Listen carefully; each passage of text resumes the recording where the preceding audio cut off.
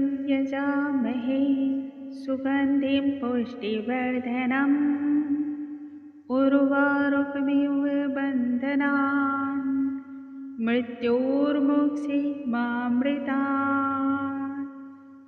ओम नमः शिवाय। हर हर महादेव। नमस्कार दोस्तों, आप सभी का शिव पुराण के इस सीरीज में बहुत बहुत स्वागत है। महादेव की कृपा आप पर और आपके समस्त परिवार पर सदैव बनी रहे। आज के इस वीडियो में हम सुनेंगे शिव पुराण के रुद्र संहिता की पार्वती खंड के 12वें और 13वें अध्याय का पाठ। आइए भोलेनाथ का ध्यान करते हुए पाठ को हम आरंभ करते हैं। जय शिव शंभो, जय भोलेनाथ। 12वां अध्याय। इस अध्याय में हम श्रवण करेंगे शिव क्रोध से कामदेव का भस्म होना एवं कामदेव को पुनः जीवन का वरदान देना।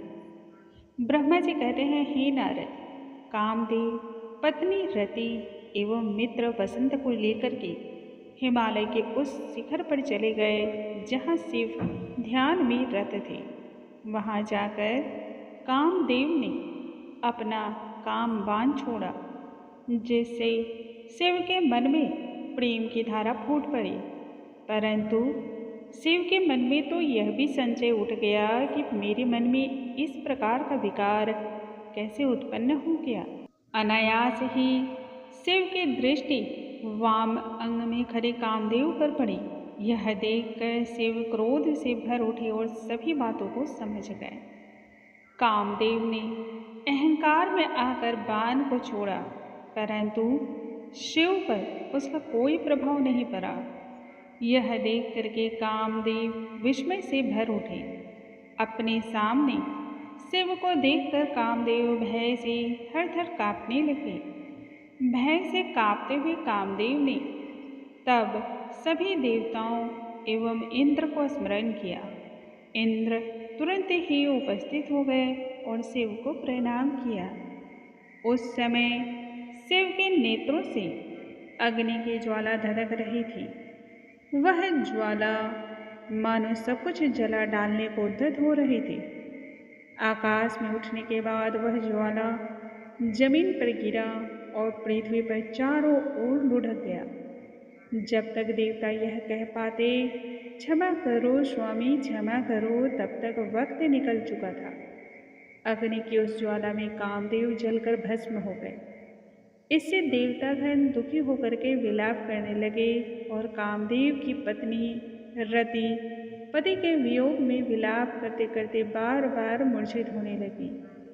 वह बार बार यही कहती कि देवताओं ने यह क्या किया है, अब मेरे जीवन का कोई उद्देश्य नहीं है। उस समय रति विक्षिप्त अवस्था में हाय हाय करने लगी। रति के विलाप से पेड़ पौधे प्रकृति सभी उदास हो गए। इंद्र आदि देवताओं ने रति का ढाढ़स बंधाया।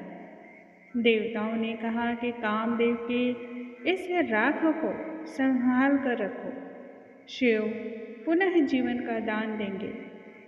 सभी अपने कर्मों का फल भुगतते हैं, इसलिए इसके लिए किसी को भी कोसना ठीक नहीं है।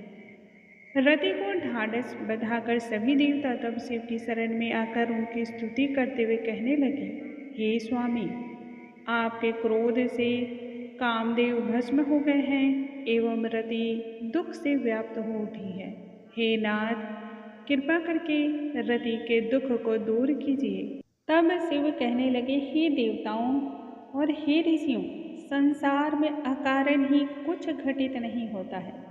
रति के पति कामदेव तभी तक शरीर से रहित रहेंगे जब तक श्री कृष्ण का अवतार पृथ्वी लोक पर नहीं हो जाता है। जब श्री कृष्ण के पुत्र उत्पन्न होंगे रुक्मिणी के गर्भ से, तब कामदेव का जन्म होगा। उस समय उसका नाम प्रद्युम्न होगा। राक्षस शंबरासुर उसके जन्म के समय ही बालक का अपहरण करके उसे समुद्र में फेंक देगा। शंबरासुर उसे मृत जान करके अपनी नगरी तब लौट आएगा। उस दौरान तुम उसी के नगरी में सुखपूर्वक निवास करना, वहीं कामदेव तुम्हें वापस मिल जाएगा। फिर आगे चलकर प्रद्युम्न उस शंबरासुर का वध करके उसके धन को प्राप्त करके पुनः नगर जाएगा। इतना सुनने के बाद सभी देवताओं ने राहत की सांस ली और शिव को धन्यवाद देने लगे। शिव आगे कहते हैं, हे देवगण, मैं तुम सभी से प्रसन्न होकर सबके हृदय में काम को पुनः जीवित कर दूंगा, इसलिए सभी अपने अपने धाम को लौट जाओ। शिव के आश्वासन को तब पाकर देवतागण अपने निवास स्थल पर चले गए और कामदेव की पत्नी रति शिव के बताए अनुसार शंबरा नगरी की ओर चली गई। पति की प्रतीक्षा में 13वां अध्याय।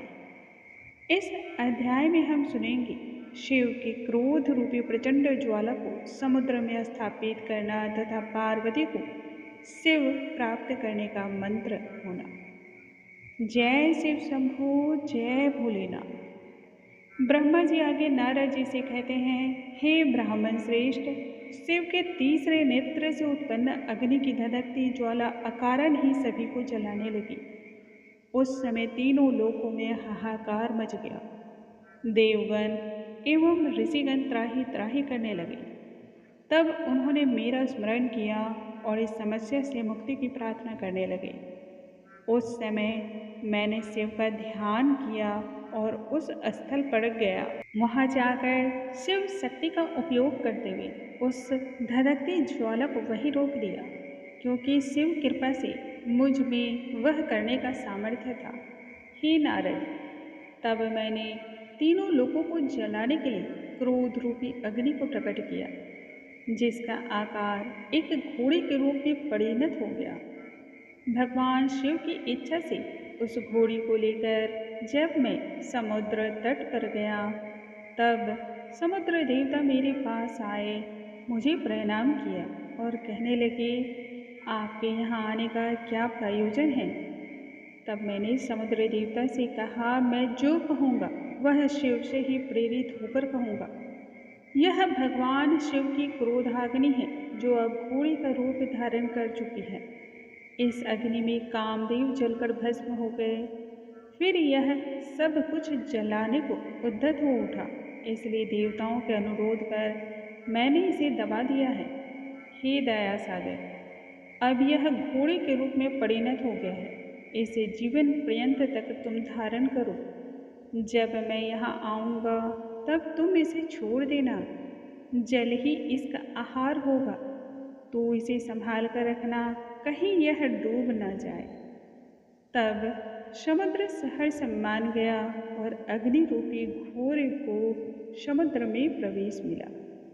वह अग्नि जल की धाराओं को भस्म करने लगी। इतना होने के बाद चहुं दिशाओं में शांति फैल गई और फिर मैं अपने और समुद्र अपने धाम को चले गए। नारद जी तब पुनः प्रश्न करने लगे कि कामदेव के भस्म और अग्नि के समुद्र में समा जाने के बाद पार्वती अपनी सखियों के साथ कहाँ गई? तब ब्रह्मा जी कहने लगे, हे नारद, जब कामदेव को जला देने वाली अग्नियों का प्राकट्य हुआ था, उस समय एक अद्भुत और तीव्र ध्वनि उत्पन्न हुई, जिससे डरकर पार्वती अपनी सखियों के साथ घर लौट गई। पार्वती को डर से रोते और कांपते देखकर हिमवान चिंतित हो उठे। उन्होंने पार्वती को प्यार से लार दुलार करते हुए ढांढस दिया, परंतु शिव के विरह से दुखी पार्वती को कहीं भी सुख की अनुभूति नहीं हो रही थी। उस समय पार्वती अपने जन्म और रूप को धिक्कारने लगी। ना तो उसे दिन में ही चैन था और ना ही रात्रि में। शिव का ही निरंतर ध्यान और जिह्वा पर शिव नाम का जाप करते करते पार्वती बार बार मूर्छित होने लगी। सभी पार्वती को तब अनेक प्रकार से समझाते हुए, परंतु पार्वती पर इसका कोई प्रभाव न पड़ा। एक दिन की बात है, इंद्र के द्वारा नियोजित होकर आप हिमवान के घर गए। हिमवान ने प्रसन्नतापूर्वक आपका स्वागत किया। एवं कुशल क्षेम पूछा। फिर अपनी कन्या का सारा हाल तुमसे सुनाते हुए उसके निराकरण का उपाय पूछने लगे। तुमने सारी बातों को पूरे मनोयोग से सुना। फिर गिरिराज हिमालय को सर्व कल्याण हेतु शिव का ध्यान करने को कहकर वहां से तुम चल पड़े। शिव माया से ही तुम शिवा के पास आए और कहने लगे, मैं तुम्हारे प्रति सहानुभूति रखता हूँ। मैं जो कहूँगा वह सत्य ही कहूँगा। तुमने शिव की सेवा तो की, परंतु उसमें अभिमान था। उसी अभिमान को समाप्त करने के लिए शिव ने सब कुछ जला डाला। उन्होंने भक्तों के कल्याण की भावना से ही तुम्हें छोड़ दिया है। इसलिए तुम तपस्या को अहंकार रहित होकर करो। तपस्या के पवित्र होने के बाद वह तुम्हें पत्नी के रूप में अवश्य ही स्वीकार करेंगे। तब पार्वती प्रसन्न होकर के आपको प्रणाम करके कहने लगी, हे ऋषिराज, आप तो सर्व कल्याण की भावना रखते हैं, इसलिए शिव को प्रसन्न करने का आप ही उपाय बतलाइए, क्योंकि बिना गुरु के कोई भी पवित्र अनुष्ठान कभी सफल नहीं हो पाता। तब नारद जी ने पार्वती को शिव पंचाक्षर मंत्र को सिखलाया एवं उसके प्रभाव को भी बतलाया। यह मंत्र सर्वकामना सिद्धि, लोक कल्याण एवं भोग मोक्ष को प्रदान करता है। संयम पूर्वक इस मंत्र के निरंतर जाप से ही तुम्हें शिव प्राप्त होंगे। इस मंत्र के प्रभाव से शिव तुम्हारे वश में हो जाएंगे। इतना कहकर के नारद अपने धाम को चले गए और पार्वती इस मंत्र को पा करके अति प्रसन्न हुई, आनंदित हो उठी।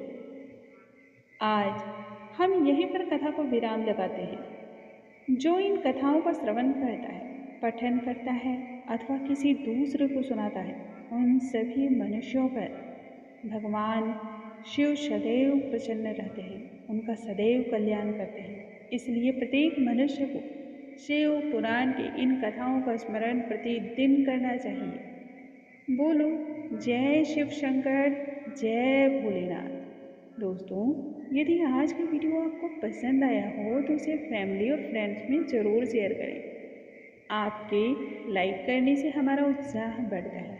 यदि आपका कोई और सुझाव हो वह भी आप हमें ज़रूर दें। हम आपके सुझाव को मानने की पूर्ण तरीके से कोशिश करेंगे। कल हम फिर से मिलेंगे आगे के अध्याय के साथ। तब तक के लिए हर हर शिव शंकर।